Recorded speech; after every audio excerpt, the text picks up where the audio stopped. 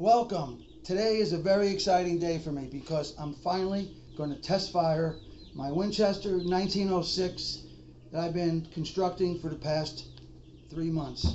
I finally got my last part in, and once I install this, we're going to go outside and test fire it. And I just want to go over a couple of details while it's fresh in my mind as far as how I got to this point and what I've been doing.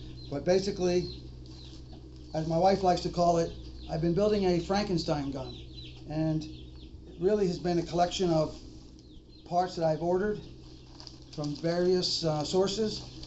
I've been trying to buy authentic Winchester 1906 parts for whatever reason, and it's really a collection of parts from different guns, from different times, from different locations. So it wasn't a complete rifle to start with. And the last part I was waiting for is the screw to put the tang on.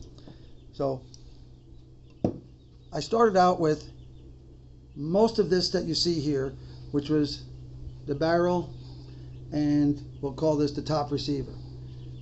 And I've had to buy all the little subcomponents, all the minor stuff. There's a block assembly, rear sight, front sight, magazine feeder tube, pump handle. But all of this was individually purchased from different sources, from who knows what guns they originally came from, but they are all vintage parts. It's a Winchester model 1906. The barrel is from what they call Model 06, which is capable of shooting 22 shorts, longs, and long rifle. Unfortunately, the lower receiver assembly, the carrier, I was only able to acquire a carrier that can shoot 22 longs, so I don't have a carrier that shoots all 3 rounds. But let me put this on real quick, and then we're going to go outside and shoot it. So oddly enough, this particular buttstock is from what they call an 1890 Winchester. The cool thing about all of this is this particular rifle was manufactured probably for approximately 30 years in production. During that 30-year span, I would imagine there was multiple factories, multiple machines, multiple employees building all of these individual components. And here I am 100 years later buying these individual components from miscellaneous rifles that people took apart and started selling parts, and it kind of goes together quite nicely. On this particular lower receiver trigger assembly, I had to buy a new hammer. I had to buy the trigger. I had to buy what they call the carrier, which is what loads the cartridges. You'll see that, and here's a 22 long cartridge that fits in the carrier. And then when you pump or load the rifle, the carrier actually moves up from what would be the magazine position up to the barrel position. And then of course, once you fire it, the next time you load it and pump it, it ejects the shell out. But you'll see on this particular lower receiver that it functions the way it's supposed to. That's what they call the half cock position, which is actually kind of a safety position. Once you have it in half cock mode, you can't pull the trigger. So I guess if you're walking around and you have it in half cock position, it's kind of at a safe position. And then you would have to fully cock it, and then you could pull the trigger and shoot. So hopefully the screw that I bought does fit the way it's supposed to. And probably can't tell from the excitement of my voice, but I really am happy that I'm to a point where I'm going to test fire this, because I've been acquiring these pieces probably for the past 3 months from various sources, auctions, gun stores, online purchases. And again, I made it a point to buy all vintage parts. I know this rifle's never going to be a an original collector's item because this assembly wasn't the original part of this receiver, and the bolt action block came from something else, and all of these pieces are, you know, basically a mismatch of parts that I found and put together, and it's kind of cool that I was able to do it. I even bought a book from a company to be able to understand how it goes together, although YouTube has really been my best source of documentation showing me how to assemble and disassemble it. So right now there's no ammo loaded in this, but you can see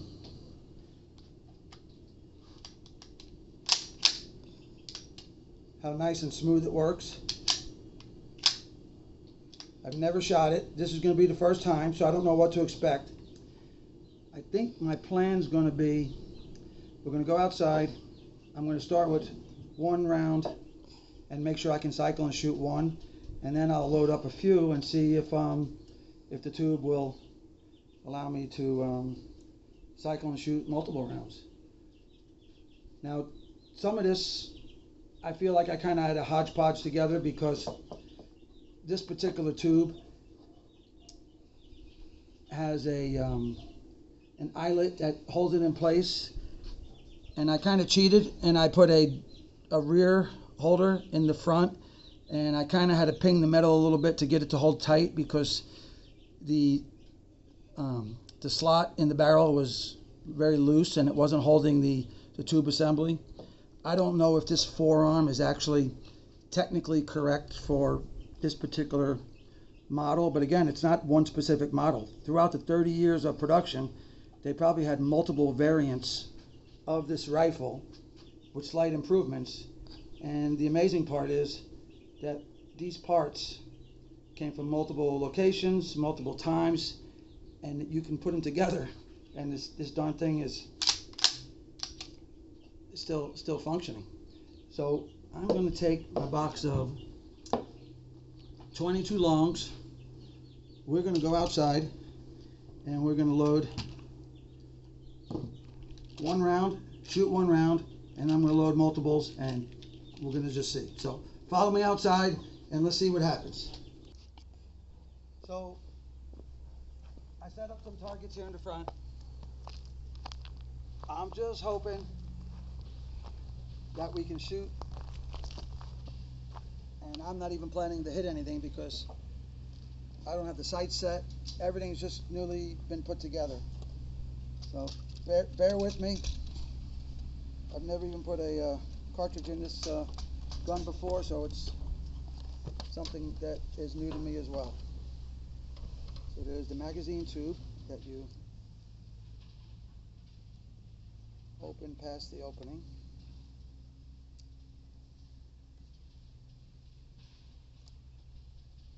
And I think for starters, I'm going to shoot it from the hip. All right, let's see what happens. Here it goes. First pull of the trigger.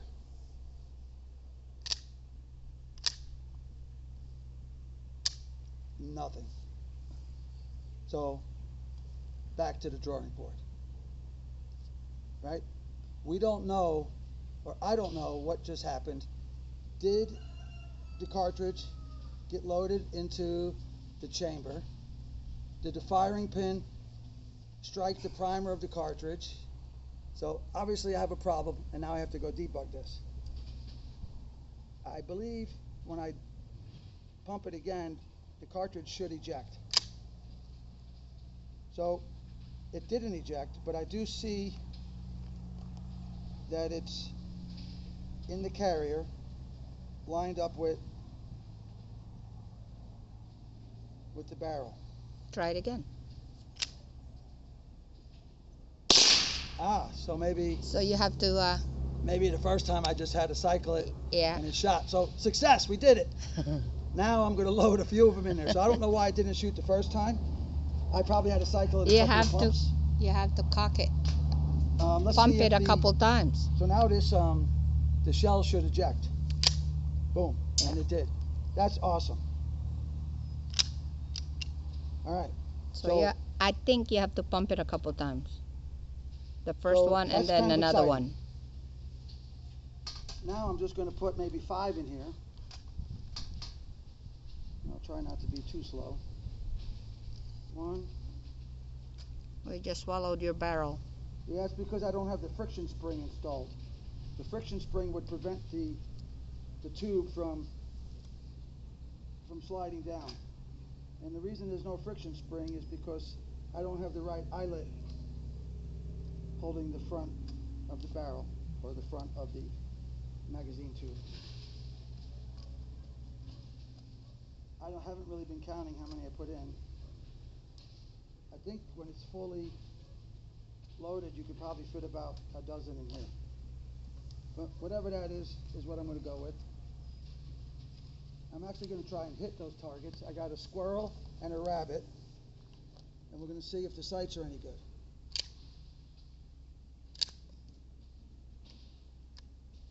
I believe the first time is going to be nothing, and then I can see that the cartridge is now going to go in, and this one's going to shoot.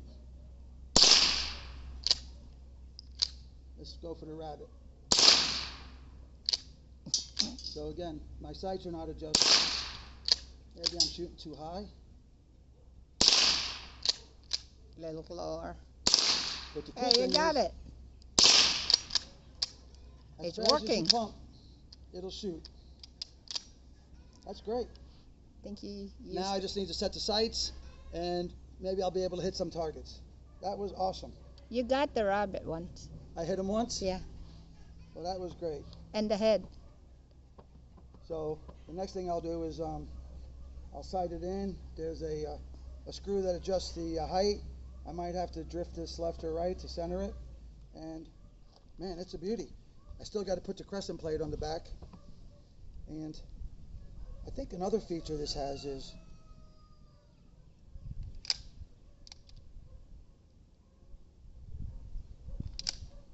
I think as long as you hold the trigger, you can just use the pump and slam fire it.